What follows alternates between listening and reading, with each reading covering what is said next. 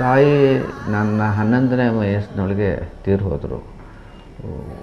ಪ್ಲೇಗ್ನಿಂದ ತೀರಿ ಹೋದರು. ಅದಕ್ಕೆ ಮೊದಲು ನಮ್ಮ ಅಣ್ಣ ನಮ್ಮ ಅಕ್ಕ ಇಬ್ಬರೂ ಪ್ಲೇಗಾಗಿ ಒಂದೇ ದಿವಸ 1 ಗಂಟೆ ಅವಧಿ ಒಳಗೆ ಸತ್ತು ಹೋಗಿದ್ದರು.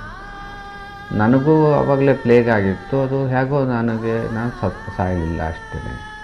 ತಾಯಿ ಸತ್ತು ಸುಮಾರು 3 ವರ್ಷದ ಮೇಲೆ ಆ ತಂಗಿ ಸತ್ತು ಹೋದ್ಲು. ಆಮೇಲೆ ಇನ್ನೊಂದು ವರ್ಷದ ಮೇಲೆ ಒಬ್ಬ ತಮ್ಮ ಇದ್ದ ನನಗೆ. ಆ ತಮ್ಮ ಸತ್ತು ಹೋದ.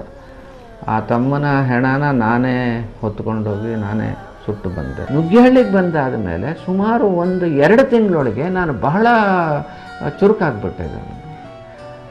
ಅದಕ್ಕೆ ಮುಖ್ಯ ಕಾರಣ ಒಂದೇನಂತ ಅಂದರೆ, ನನಗೆ ಸ್ವಾತಂತ್ರ್ಯ ಸಿಕ್ಕಿತ್ತು. ನಮ್ಮ ಮಾವನ ಭಯಕ್ಕೆ ನಾನಲ್ಲಿ ಆ ಊರಿನಲ್ಲಿ ಬಾಗೂರಿನಲ್ಲಿದ್ದಾಗ ನನ್ನ ಬುದ್ಧಿ ಮಂಕಾಗಿತ್ತು. ಆಮೇಲೆ ಇಲ್ಲಿ ಸ್ವಾಮಿ ಮೇಷ್ಟ್ರು ಮತ್ತು ಶ್ರೀನಿವಾಸ ಅಯ್ಯಂಗಾರ್ ಅಂತ ಇನ್ನೊಬ್ಬರು ಮೇಷ್ಟ್ರು ಇಬ್ಬರು ನನಗೆ ಬಹಳ ಚೆನ್ನಾಗಿ ಪಾಠ ಹೇಳಿಕೊಡ್ತಾಯಿದ್ರು. ನಾನು ರಾಣೆಬೆನ್ನೂರಿನಲ್ಲಿ ಒಂದು ಹೋಟ್ಲಿಗೆ ಸೇರಿಕೊಂಡೆ.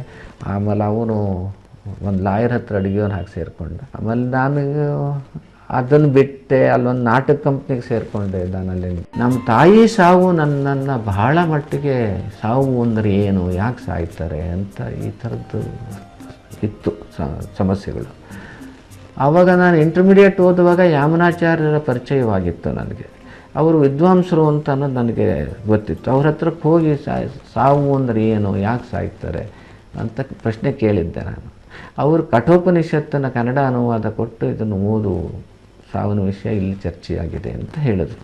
ನಾನು ಓದುವಾಗ ಏನೋ ಒಂಥರ ಅರ್ಥವಾದ ಹಾಗೆ ಆಗೋದು, ಆದರೆ ಸರಿಯಾಗಿ ಗ್ರಹಿಕೆ ಆಗ್ತಿರಲಿಲ್ಲ. ಮತ್ತೋಗಿ ಅವ್ರನ್ನ ಕೇಳಿದೆ. ಅವರು ಇನ್ನೂ ಒಂದು ಪುಸ್ತಕ ಕೊಟ್ಟರು, ಆನಂದ ಕುಮಾರಸ್ವಾಮಿ ಅವರದ್ದು ಡಾನ್ಸ್ ಆಫ್ ಶಿವ. ಅದನ್ನು ಕೂಡ ನಾನು ಓದಿದೆ. ಅದು ಓದುವಾಗ ಏನೋ ಅರ್ಥವಾದ ಹಾಗಾಗೋದು, ಪೂರ್ತಿ ತಿಳಿತಿರಲಿಲ್ಲ. ಅವ್ರನ್ನ ಕೇಳಿದೆ.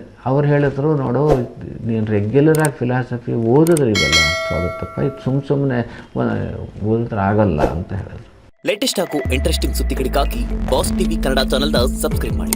ಹಾಗೆಯೇ ಬೆಲ್ ಐಕಾನ್ ಪ್ರೆಸ್ ಮಾಡಿ. ಇದರ ಜೊತೆಗೆ ಫೇಸ್ಬುಕ್, ಇನ್ಸ್ಟಾಗ್ರಾಮ್, ಎಕ್ಸ್ನಲ್ಲೂ ಮಿಸ್ ಮಾಡದೆ ಫಾಲೋ ಮಾಡಿ.